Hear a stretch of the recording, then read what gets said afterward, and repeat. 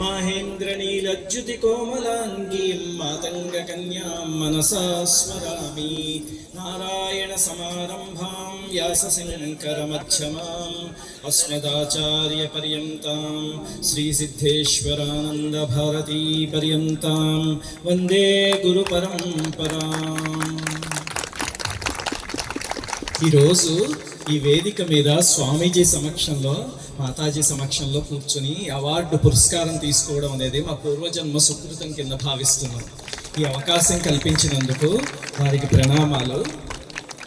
నేను సైన్స్ చదువుకున్న student, computer science చదువుకున్నాను. ఇప్పుడు ఆ రంగంలో దాదాపు 27 ఏళ్ళ నుంచి పనిచేస్తున్నాను. అయితే నా చిన్నప్పుడు అంటే ఇంటరు డిగ్రీ ఆ ప్రాంతంలో ఒక 15 సంవత్సరాల వయస్సులో ఒక సందిగ్ధతలో బాగా నలిగిపోయేవాడిని నేను. అదేమిటంటే చిన్నప్పటి నుంచి మా నాన్నగారు వాళ్ళు నేర్పిన పూజలు అవన్నీ ఉన్నాయి. దాంతో ఏదో సంధ్యావందనం చేసుకోవడం, లలితా సహస్రనామం చేసుకోవడం ఇలాంటివన్నీ అలవాటు. దాంతోపాటు కాలేజీకి వెళ్ళి సైన్స్ చదువుకుంటూ ఉంటే చాలామంది ఆ నాస్తికత్వం ఉన్న వాళ్ళు ఉంటారు. వాళ్ళందరూ ఇవన్నీ త్రాష్ రాయి పూజలు ఇవన్నీ పురాణాలన్నీ త్రాష్ అంటూ ఉంటే కొన్నిసార్లు అవును మన కళ్ళెదురుగుండా జరగలేదు కదా, ఇది నిజమా అబద్ధమా అనే సందిగ్ధత ఉంటుంది. పూర్తి నాస్తికుడు అనుకోండి అదృష్టం, పూర్తి ఆస్తికుడు అనుకోండి అదృష్టం. ఈ మధ్యలో ఈ సంఘర్షణ ఉంటుంది. అంటే ఇంట్లో పూజలు అవన్నీ నేర్పించేస్తారు, కాలేజీలో సైన్స్ నేర్పిస్తూ వీటిని తిడుతూ ఉంటారు. అలాంటి వాళ్ళ జీవితం మాత్రం నరకప్రాయం. అటు వెళ్ళాలో తెలియదు, ఇటు వెళ్ళాలో తెలియదు, అంతే కదా. అటువంటి సందిగ్ధతలో చాలాసార్లు మేము భోజనం చేసే టేబుల్ దగ్గర జరిగే ప్రస్తావన ఏమిటంటే మంత్రానికి చింతకాయలు రాలుతాయా వినే ఉంటారు కదా. అయ్యో బాబోయ్, ఈ సెంటెన్స్ లేకుండా అసలు భోజనం నడిచేది కాదు ఎప్పుడు.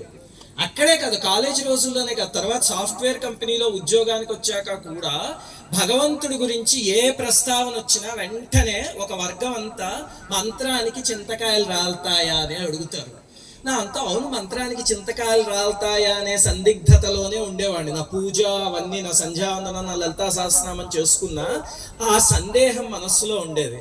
అటువంటప్పుడు మనం ఆ తీవ్రతతో ఉన్నాం అనుకోండి, అమ్మవారు ఒక గురువునే మన దగ్గరికి పంపిస్తారు. ఎప్పుడు గుర్తుపెట్టుకోండి, గురువుల దగ్గరికి మనం పరిగెత్తక్కర్లే.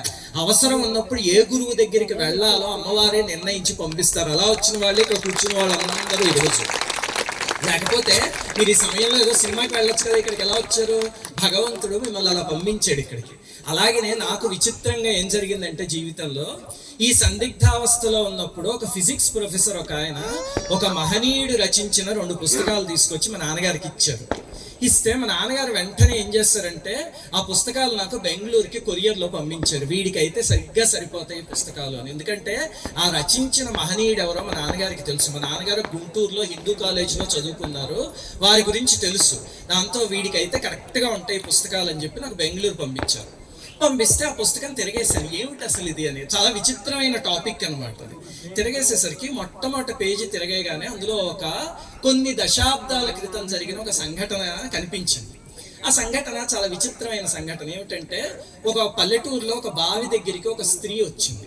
వచ్చి ఆవిడేదో నీళ్లు పట్టుకుని బిందెతో వెళ్తూ ఉంటే ఈ లోపల ఆవిడ శరీరం మీద అది తో చెప్పలేము కానీ ఒక దారుణమైనది జరగడం మొదలుపెట్టింది. దుశ్శాసనుడు ద్రౌపదీదేవికి ఏం చేస్తాడో అలాంటిది. అయితే ఆ చుట్టుపక్కల ఎవరు లేరు అక్కడ. ఆవిడ శరీరం మీద అలా జరుగుతూ ఉంటే ఆవిడ కంగారు పడిపోయి ఎవరు చేస్తున్నారు అని గట్టిగా కేకలు పెట్టడం మొదలుపెట్టి ఆ బిందె అక్కడ వాడేసింది. అప్పుడు ఆ బావి పక్కనే ఒక మంత్రసిద్ధుడు ఒక ఆయన ఉన్నారు. ఆయన స్నానం చేస్తూ ఏమిటి ఇవిడి కేకలు పెడుతోందని వచ్చి చూసి ఏమైందమ్మా అని అడిగితే కనిపిస్తోంది ఆవిడకి ఏం జరుగుతోంది అనేది. చుట్టుపక్కల ఎవరు లేరు. అప్పుడు ఈయనకి తెలుసు మంత్రసిద్ధులు కదా, అలా దూరంగా చూసేసరికి అక్కడ ఒక ఆకతాయి అక్కడ ఉన్నాడు. అతను కూడా మంత్ర సాధన అవి చేసిన వాడే. అతని చేతికి ఒక కంకణం ఉంది. ఆ కంకణాన్ని ఇలా పైకి కిందకి కదుపుతూ ఉంటే ఈవిడ శరీరం మీద మార్పు జరుగుతుంది అన్నమాట. దాంతో పాపం వాడికి తెలియక కంగారు పడిపోతుంది. ఈయన మంత్రసిద్ధుడు కాబట్టి గ్రహించి ఇలా రాను అన్నాడు. అంటే వాడు నేను రాను అని ఇలా నడుమే చెయ్యేసుకుని నించున్నాడు అహంకారంతో. అప్పుడు ఆయన ఏం చేస్తారంటే ఆయన పంచంచున కాణి ఉంటే ఆ కాణిని తీసుకెళ్ళి అక్కడ రాయి మీద పెట్టి వేళ్లతో దాన్ని ఇలా కొట్టడం మొదలు పెడితే అక్కడ వాడికి కొరడాలతో కొట్టినట్టుగా నొప్పి పరిగెడితే ఆ నొప్పి తగ్గలేదు. ఇంక ఎక్కడికి వెళ్ళినా అలా వస్తూ ఉంటే దాంతో పరిగెత్తుకుని వచ్చి ఈయన కాళ్ళ మీద పడి స్వామి నన్ను క్షమించండి అని అడిగితే నన్ను కాదు ఆ స్త్రీని అడుగు క్షమార్పణ ఉందని చెప్పి వాడి చేతికి ఉన్న కంకణం తీయించేశారు. అది ఒక చిన్న తాంత్రిక ప్రక్రియ అనమాట. ఒక వేరు ఉంటుంది, దాన్ని కొన్ని ప్రక్రియలు చేస్తే అటువంటి ఒక శక్తి వస్తుంది. ఆ దుర్మార్గుడు ఆ శక్తిని ఆడవాళ్ళని ఏడిపించడానికి ఉపయోగిస్తే ఈ సిద్ధుడు వాడి శక్తిని తీసేశారు. ఈ సంఘటన మొట్టమొదట నాకు కనిపించింది. కనిపించాక పుస్తకం అంతా చదివితే అర్థమైంది ఏమిటంటే, మంత్రానికి చింతకాయలు కాదు, సరిగ్గా చేయగలిగితే ఆకాశంలోంచి బంగారపు ఉసిరికాయల్ని కూడా కురిపిస్తున్న మంత్రం వల్ల అప్పుడు అర్థమయ్యి ఆ రోజు నుంచి మంత్ర సాధన చెయ్యాలి అని ఆసక్తి కలిగింది. ఆ పుస్తకాలు 2 చదివాను. మంత్ర సాధన చెయ్యాలనే ఆసక్తి కలిగి నిజంగా అది తీవ్రంగా కలగగానే ఒక గురువు ద్వారా మంత్రాలు వచ్చాయి. అప్పుడు మొదలుపెట్టిన సాధన ఇప్పటికి కూడా నేను కానీ నా భార్య కానీ రోజు ఇంట్లో అలాగే మా పిల్లలు కానీ మంత్ర సాధన చేసుకుంటున్నాము అంటే దానికి కారణం ఆ రోజు చదివిన ఆ 2 పుస్తకాలు. ఆ రకంగా నా మంత్ర సాధనకి బీజం అక్కడ పడింది. ఇంతకీ ఆ పుస్తకాలు రచించిన మహనీయుడు ఎవరో తెలుసా? శ్రీ శ్రీ శ్రీ సిద్ధేశ్వరానంద భారతి స్వామి. శ్రీ శ్రీ శ్రీ సిద్ధేశ్వరానంద భారతి మహాస్వామి వారికి, శ్రీ శ్రీ శ్రీ సిద్ధేశ్వరానంద భారతి మహాస్వామి వారికి. అలాగా వారు రచించిన పుస్తకాలు కొన్ని జీవితాల్ని ఎంతగా ప్రభావితం చేసాయో చెప్పడానికి చెప్తున్నాను. ఆ తర్వాత మన ఆధ్యాత్మిక ఛానల్ మొదలు పెట్టాం కదా. ఛానల్లో సామాన్యంగా మేము ఏం చేస్తామంటే, ఎవరైనా పాపం బాధలు కష్టాలు పడుతూ ఉంటే వాళ్ళు బయటికి వెళ్ళి వేలు లక్షలు తగలేసుకోలేకుండా చిన్న చిన్న పూజలు మంత్రాలు ఏవో ఒకటి చెప్పి ఇలా చేసుకోండి అమ్మా అని చెప్తూ ఉంటాం కదా. కాకపోతే కర్మలో ఎప్పుడు గుర్తుపెట్టుకోండి, దుర్బల కర్మ ప్రబల కర్మ అని ఉంటుంది. దుర్బల కర్మని మనం చిన్న చిన్న పూజలు చిన్న చిన్న ప్రక్రియలు చేసి తీసేసుకోవచ్చు. మనకి సామాన్యంగా వచ్చే 70% ఆఫ్ కష్టాలన్నీ ఆ దుర్బల కర్మ వల్లే వస్తాయి. అవి తేలిగ్గా తీసుకోవచ్చు మనం కొంచెం సాధన చేస్తే.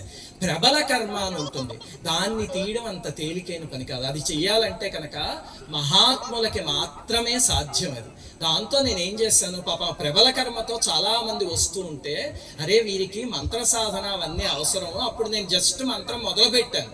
దాంతో ఒక మహనీయులు ఆసరా వాళ్ళ దగ్గరికి చేరగలిగితే కనుక వీళ్ళందరికీ ఆ ప్రబల కర్మ నశిస్తుంది అని చెప్పి అప్పుడు సిద్ధేశ్వరానంద భారతి మహాస్వామి వారి మీద మన మధ్యనే తిరుగాడుతున్న మహామంత్రవేత్త అని చెప్పి ఒక వీడియో చేశాను.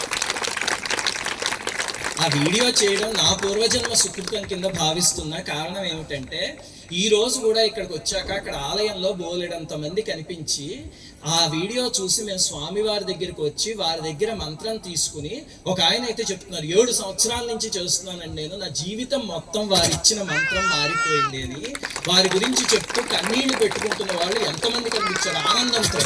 అయ్యో మా జన్మని మార్చేశారు, ఆ మహనీయుడికి ఏమిచ్చి రుణం తీర్చుకోగలము.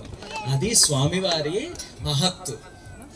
ఆ తరువాత నాకు ఇంకొక సంతోషకరమైన విషయం ఏమిటంటే, మాతాజీ వారు ఇప్పుడు సామాన్యంగా మీరు స్త్రీలను చూస్తే కనుక ఈ కాలం అన్ని రంగాల్లో ముందున్నారు. సాఫ్ట్వేర్ ఉద్యోగాలు చేస్తున్నారు, బ్రహ్మాండమైన చదువులు చదువుతున్నారు. ఈ మధ్య ఒక ఆవిడ స్పేస్ మీదకి వెళ్ళి 9 నెలలు